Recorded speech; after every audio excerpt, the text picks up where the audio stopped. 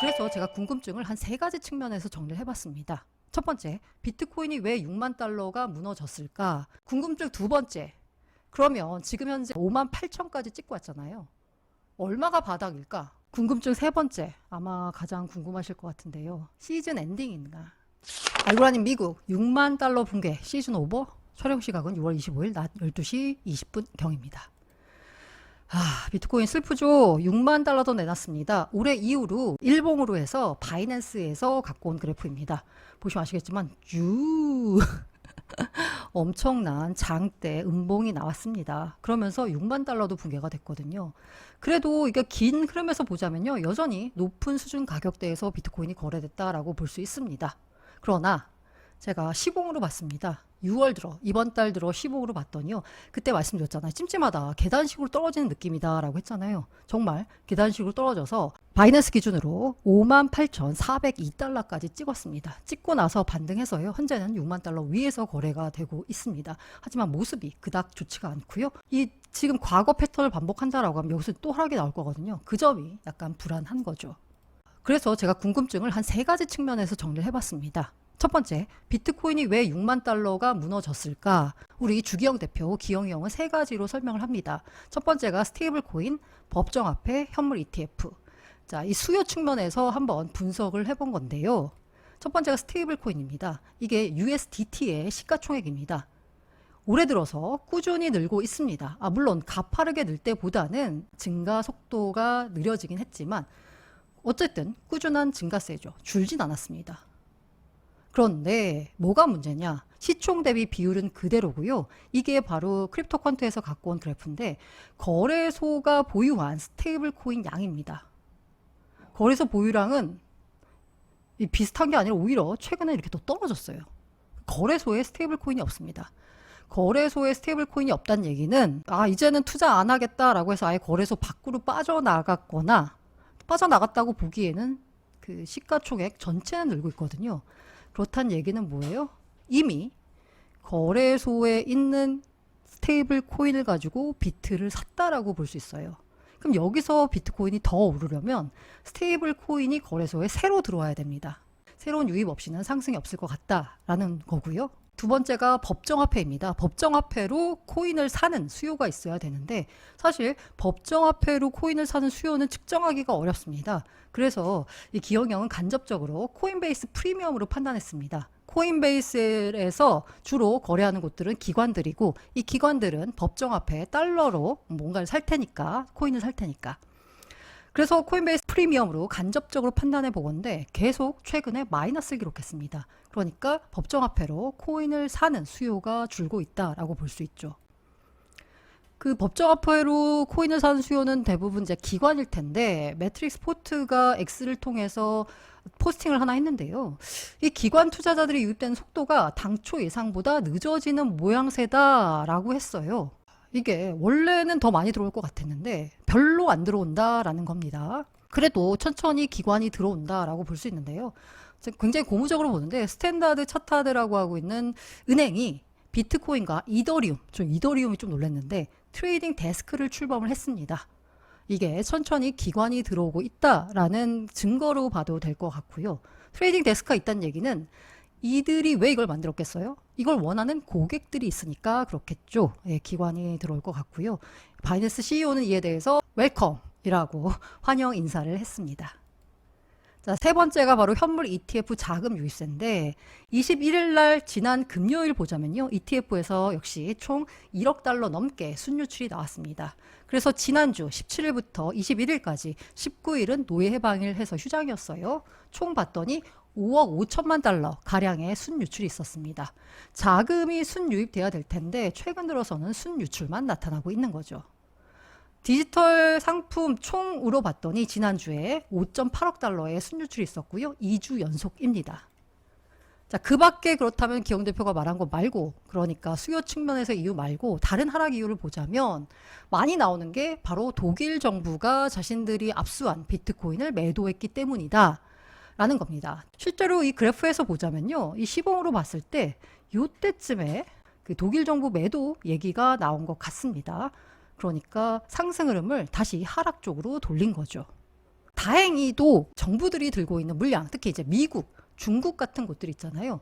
물론 주기영 대표는 중국은 아마 이미 압수한 물량 다 판 것 같다. 19만 개 넘는 물량을 이미 예전에 다 정리한 것 같다라고 하는데 아직 확실하진 않습니다. 어쨌든 미국 정부 같은 경우에도 그리고 다른 나라도 독일처럼 팔진 않는 것 같다라는 겁니다. 이건 어떻게 보면 다행이다라고 볼 수 있죠. 그리고 다섯 번째가 바로 거시지표 악화 때문인데요. 코인텔레그래프가 분석을 해봤는데 독일 정부 매도보다는 거시지표가 악화한 탓이다. 금리 인하 기대감이 뒤로 밀리면서 위험자산에 대한 선호도가 줄었다라고 볼 수 있잖아요. 독일 당국 매도 이거라기보다는 매크로 때문이다라는 겁니다.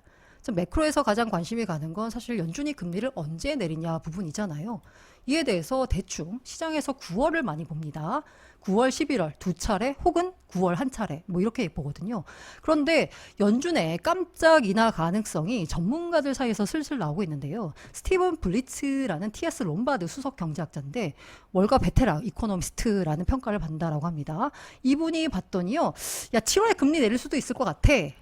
라고 말을 했습니다. 자, 왜 그럴까 보니까 4월 비농업 고용 보고서를 보니까 시장 예상치 밑돌았거든요. 그래서 만약에 다음 고용 보고서에서 고용 쇼크가 감지가 되면 연준도 금리 인하 시점을 다시 검토하지 않겠냐 라는 겁니다. 고용 보고서는요. 매달 첫째 주 금요일 동부시간 오전 8시 30분에 발표가 됩니다. 샌프란시스코 메리 데일리 여는 총재가 또 이런 말을 했습니다. 제가 지역 여는 총재 같은 경우에는 투표권이 있는 사람과 없는 사람이 있다라고 했죠. 데일리 총재 같은 경우에는요. 투표권이 있습니다. 물가만 괜찮다면 금리 인하 필요하다라고 발언을 했습니다. 근데 이에 대해서 그 이호석 전 이코노미스트 지금 이호석 아카데미 대표 같은 경우에 자기가 이 메리데일리 연설을 다 봤대요. 다 봐고 한마디로 이 언니의 주장을 요약을 하니까 정신 차리고 금리 인하해라. 그러니까 고용이 타격을 받기 전에 금리 인하를 해야 된다. 라면서 연준에서 투표권을 갖고 있는 인사가 강력하게 말하는 걸로 봐서 금리 인하 기대감이 높아진다라는 생각이 드는데 뭐 아직까지 가격이 그렇게 반응하진 않습니다. 그리고 여섯 번째가 채굴자 매도입니다. 채굴자들이요 6월 들어서 20억 달러어치의 비트코인을 팔았다라고 합니다. 꽤 많이 파는 것 같은데 이것도 다행이라고 하면 아직까지는 그 캐피출레이션이라고 하잖아요. 약세장 수준의 항복은 없다라는 겁니다. 이제 비트코인이 더 이상 오르지 않을 것 같아. 계속 떨어지기만 할 것 같아. 라면서 항복하고 갖고 있던 물량을 던지는 대량 매도하는 식의 매도는 나온 건 아니고 지금 현재는 감내할 수 있는 수준의 매도만 나왔다. 라고 분석을 했습니다. 그리고 사실 이게 제일 큽니다. 마운트 곡스 상환인데요. 사실 마운트 곡스는 크립토 시장의 사골 퍼드입니다. 때만 되면 나오는 뉴스입니다. 근데 하필 때가 왜 때가 이때 나오냔 말이야. 네. 자, 아까 보여드린 시간봉 그래프에서요. 갑자기 비트코인이 완연한 하락세로 전환이 된 이때쯤 마운트 곡스 상환 뉴스가 나온 겁니다. 자, 파산관제인 고바야시가 공식 사이트에다가 이렇게 글을 올렸습니다. 7월 초부터 비트코인과 비트코인 캐시 상환을 시작하겠다라는 겁니다. 그래서 10월 말까지 완료를 할 거고요. 듀 애널리틱스에 따르면 현재 마운트 곡스가 들고 있는 물량은 약 14만 개 정도 됩니다. 이건 약 한 92억 달러 정도 되고요. 전체 유통량의 0.7% 정도 됩니다. 그런데 이제 궁금한 건 그래서 영향력이 어떨까에 대해서 저는 실질적인 영향력은 크지 않지만 시장 상황에 따라서 투자 심리에는 큰 영향을 미칠 수 있다라고 보고 있거든요. 블룸버그 애널리스트 같은 경우에는 야 이거 90억 달러 작은 거 아니다. 현물 ETF 유입액의 절반을 날리는 셈인 거다. 그러면서 영향이 이 90억 달러라는 수치가 얼마나 큰 금액인지 언급하고 싶었다라고 했습니다. 마운트 곡스 상환이 시장에 미친 영향이 클 것 같다라는 분석인 거고요. 갤럭시 리서치 총괄은 반면에 매도 압력은 크지 않을 것 같다라고 분석했습니다. 사람들이 생각한 것보다 적은 수의 암호화폐가 분배될 것이며 시장에 대한 매도 압력도 덜할 것으로 전망된다. 여기서 제가 이미 자기 채권 권리를 VC들한테 팔았다라고 했잖아요. 채권 회수하는 업체에다가 이 사람도 그 점을 언급했습니다. 중요한 점은 개인 채권자들이 직접 받아가는 코인의 개수는 6만 5천 개 정도다라는 겁니다. 언론에서 발표하는 14만 개와는 상당한 차이가 있다라는 겁니다. 게다가 7월 초부터 상한에 들어간다라고 해서요. 7월 며칠 날 비트코인을 다 싸주는 게 아니라 순차적으로 싸준 거거든요. 10월 말까지. 시장에 큰 충격은 주지 않을 것 같다라는 분석도 있습니다. 저는 제 개인적으로는 앞서 말씀드린 대로 실질적인 매도 물량이 많을 것 같진 않아요. 하지만 투자 심리에 영향을 미쳐서 그게 매도의 빌미로 작용할 것 같습니다. 궁금증 두 번째. 그러면 지금 현재 58,000까지 찍고 왔잖아요. 얼마가 바닥일까? 더 떨어질까? 아니면 이제 바닥 확인한 건가 싶죠. 이에 대해서 글래스노드 수석 애널리스트는 단기 홀더들의 손실이 확대되고 있다. 하방 압력을 주의해라 라고 했습니다. 그렇다면 그 하방은 어디까지일까에 대해서 현물 ETF 매수 평단가가 6.05만 달러입니다. 다행히 지금 방송 시간 기준으로 12시 40분 현재 6만 1,400달러 정도를 기록하고 있습니다. 다행히 매수 평단가는 지켰어요. 벌써 무너져서 어쩔 거냐 싶었는데 만약에 이걸 밑돌면 유출이 가속화된다라고 하는데 이 가격이 만약에 무너지면 그 다음 지지선이 어딜까 싶죠. 지켜야 됩니다. 그래서 6만 달러 깨지면 다음 주요 지지선은 5.8만 달러다라고 차트상 분석을 했고요. 그리고 월가에서 차트 분석의 달인으로 불리는 KT 스톡턴이라는 사람이 있대요. 이 사람이 6만 달러 지지선 만약에 무너지면 5만 달러 초반까지 밀릴 수도 있다라고 했습니다. 혹은 최종 지지선은 5만 6천 달러다라고 크립토컨트 수석 애널리스트가 분석했습니다. 역시나 지지선에서 밀리면 큰 폭으로 하락할 거다라고 했고요. 기술적 분석으로 봤을 때도 5만 달러까지 하락할 것도 각오해야 된다. 라는 10X 리서치 설립자의 분석이 있었습니다. 5만 달러는 각오하는데 이거 너무한 거 아닌가요? 자, 앤드류 캉이 4만 달러는 무조건 지킨다라고 했는데 4만 달러는 이건 좀 너무한 거 아닌가요? 그래서 앤드류 캉도 이건 철통 지지선이고 요걸 지지한 다음에 내년에는 신고가를 경신할 거다라고 뭐 길게 보자면 긍정적으로 전망했습니다. 대충 6만 달러 혹은 6만 달러 선이 무너지면 5만 달러 초반까지 밀릴 수 있다라는 분석들이 많이 나오고 있습니다. 궁금증 세 번째, 아마 가장 궁금하실 것 같은데요. 시즌 엔딩인가? 사실 RT 시즌에 대해서는 말이 많지만 이 비트코인에 대해서는 장기적으로 보면 오른다라고 보는 분들이 많잖아요. 시즌 엔딩인가에 대한 얘기가 솔솔 나오고 있습니다. 일단 예스. 크립토컨트 CEO가 봤더니요. 일단 시즌 엔딩이라고 의미하는 건 아니고요. 어쨌든 지금 상황이 좋지 않다라는 점을 트윗을 했는데 이게 플로우 펄스 지표가 음수 전환했다라고 하는데요. 이 지표를 보면 이게 시장을 트레이더들이 비관적으로 본다라는 겁니다. 지금 현재 투자 심리가 심상치 않다라는 거죠. 실제로 봤더니 공포 탐욕 지수가 30인데 올 들어서 투심이 최악입니다. 웬만한 상황에서는 다 그리드로 나왔거든요. 보면 라스트 위크나 라스트 먼스 보면 다 그리드예요. 근데 뉴트럴이었다가 드디어 피어, 공포로 전환이 됐습니다. 반면 제가 예스와 노의 균형을 맞추려고 했거든요. 시즌 엔딩이냐 아니냐. 그런데 제가 찾아본 뉴스들 가운데서는 사실 시즌 엔딩 아니다 라는 분석이 더 많아서 어쩔 수 없이 시즌 엔딩 아니다라는 얘기를 더 많이 들고 왔습니다. 지금 현재 SNS, 소셜미디어 여론이 한 달간 쭉 부정적인데 이걸 센티멘트가 분석을 해보니까 지금은 그냥 지루한 시기인 거고 과거에도 봤더니 횡보가 길어질수록 더 큰 상승 랠리가 나오더라 라는 겁니다. 그리고 트레이더들은 전망하기로 내년까지 랠리를 펼칠 거고 10만 달러도 돌파할 수 있다라는 식으로 베팅을 하고 있다라고 해요. 그리고 장기 홀더는 팔고 단기 홀더는 사는데 이게 바로 초기 강세장에서 볼 수 있는 현상이다라고 합니다. 또한 강세장이 안 끝났다라는 게 바로 익명의 암호화폐 트레이더 렉트 캐피탈 얘긴데요. 렉트 캐피탈 같은 경우에는 반감기 이후에 가격 흐름에 대해서 전망을 했죠. 지금은 반감기 그 이후에 횡보 구간이다라고 볼 수 있고요. 횡보 구간이 끝나면 그 다음부터 본격적인 상승이 나오는 거죠.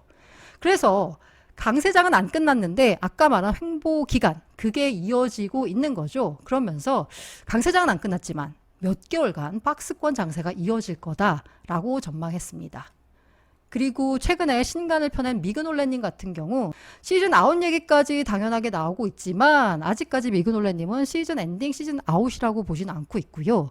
다만 지금 현재 나타날 수 있는 지금 현재 시점에서 보자면 이후에 만약에 1, 2주 안에 6만 3천 달러 돌파한다면 그다음부터는 이제 상승으로 완전 전환되는 거고, 만약에 이걸 돌파를 못한다라고 하면 작년 9월에서 10월과 같은 답답한 행보가 이어질 거다라고 하고 있습니다.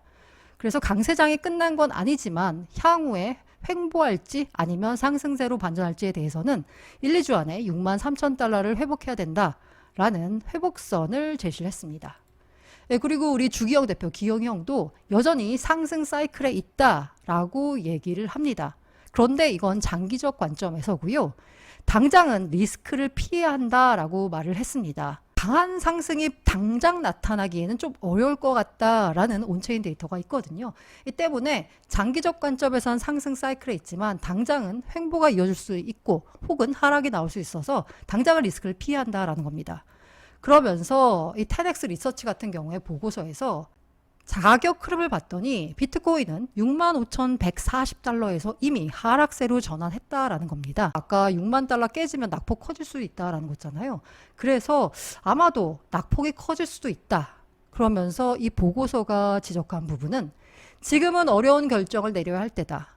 더 낮은 가격에 재진입하려면 높은 가격에 매도해야 한다라고 분석했습니다. 말은 쉽죠. 말은 쉬운데 지금 가격 수준이 높은 가격인지 아니면 바닥을 찍고 올라온 가격인지 알 수가 없죠. 이걸 잘하는 트레이딩을 잘하는 분들은 소위 4848 하면서 개수를 늘릴 테고, 그게 안 되면 오히려 4848 하다가 개수만 줄어드는 굉장히 나쁜 결과가 나올 수 있습니다. 어쨌든 상승 반전 계기를 마련하려면 일단 ETF 자금이 순유입으로 전환돼야 된다 라고 데리비트 아시아 사업개발 담당이 말을 했는데요. 그런데 안타깝게도 최근 4일 월요일 기준으로도 ETF에서는 총 1억 7,450만 달러의 순유출이 있었습니다. 보시면 7일 거래 연속 1억 달러 이상이 계속 순유출되고 있거든요. 이게 상승 반전해야지 비트코인의 가격의 상승을 좀 기대해 볼 수 있을 것 같습니다. 그 원형적 사고로 마무리를 하자면요. 번스타인 같은 경우에 비트코인은 2033년까지 100만 달러에 도달할 거다라고 전망했습니다. 25년까지 20만 달러, 29년까지 50만 달러, 33년까지 100만 달러에 도달한다라고 합니다. 그러나 늘 말씀드리지만 모든 투자 판단과 그에 따른 투자 결과는 투자자 본인의 책임입니다.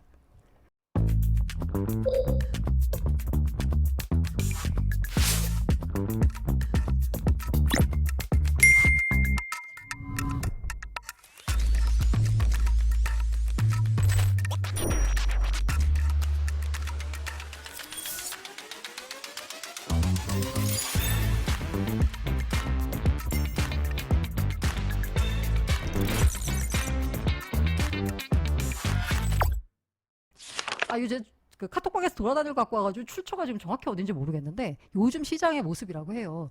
크립토 에코시스템이라고 하는 게 있는데 보시면 아시겠지만 굉장히 불안하게 여러 개의 블럭들이 얹어져 있습니다. 이게 정말 톡 건드리면 톡 가는 거죠. 특히나 여기 보시면 BTC ETF 같은 경우는 이걸 받치고 있었는데 이게 지금 삐걱했어요. 그러다 보니까 얘 위에 있는 애들이 지금 이렇게 약간 흔들리고 있거든요. 이걸 받치고 있는 게 이더리움 ETF 승인이에요. 톡 하고 무너지면 이게 후루룩 다 무너지는 약간 그런 느낌입니다. 요즘 시장이 이렇대요. 네, 불안불안하게 움직이고 있습니다. 그리고 이 분할 매수의 중요성인데 이제 시드 다 넣으셨죠? 라고 하니까 네, 급등하길래 다 넣었어요. 라고 하세요. 시장이 이렇게 배신을 때릴 수 있습니다. 네, 분할 매수의 중요성. 언제나 시드는 나를 지키는 든든한 배경이다라고 생각하시고 시드를 한꺼번에 넣는 이런 건 마시고 분할 매수의 중요성을 말씀드리겠습니다. 제가 신기술은 돈이 된다 공지방이라는 곳에서 갖고 왔는데 계속 내려갈 때는 방법이 없다. 웹툰을 읽던가 무협소설을 읽던가 게임을 하던가 시간을 녹이는 수밖에 없다. 다들 힘드시죠? 그래서 트레이딩 잘 하시는 분들은 사고 팔고 하면 좋죠. 그러면 개수가 늘어나니까.